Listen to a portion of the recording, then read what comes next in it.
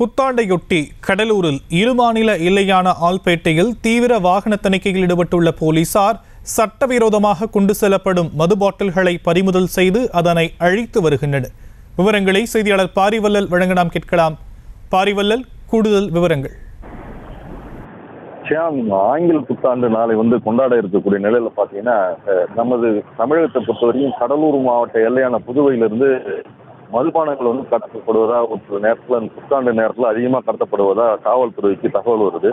அதன் அடிப்படையில் பார்த்தீங்கன்னா, கடலூர் மாவட்ட எல்லை பகுதிகளான கடலூர், ஆல்பேட்டை, உண்ணாமலை செட்டிச்சாவடி, மருதாடு உள்ளிட்ட 6 இடங்களில் காவல்துறையினர் வாகன தணிக்கை அமைச்சு அதில் சோதனை ஈடுபட்டு இருக்காங்க. குறிப்பாக பார்த்தீங்கன்னா, கடலூர் மஞ்சக்குப்பம் ஆல்பேட்டை பகுதியில் புதுவையிலிருந்து மதுபானங்களை கொண்டு வரும் நபர்களை பிடித்து அதில் சோதனை செய்யும்போது அவர்கள் கொண்டு வரும் மதுபானங்களை பிடித்து கீழே ஊற்றி அழிக்கக்கூடிய காட்சி தான் நம்ம பார்த்துட்டு இருக்கோம்.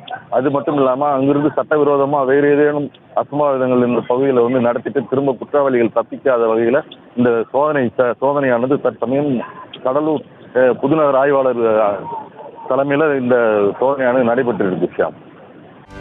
செய்திகளை உடனுக்குடனும் துல்லியமாகவும் தெரிந்து கொள்ள சப்ஸ்கிரைப் பண்ணுங்க.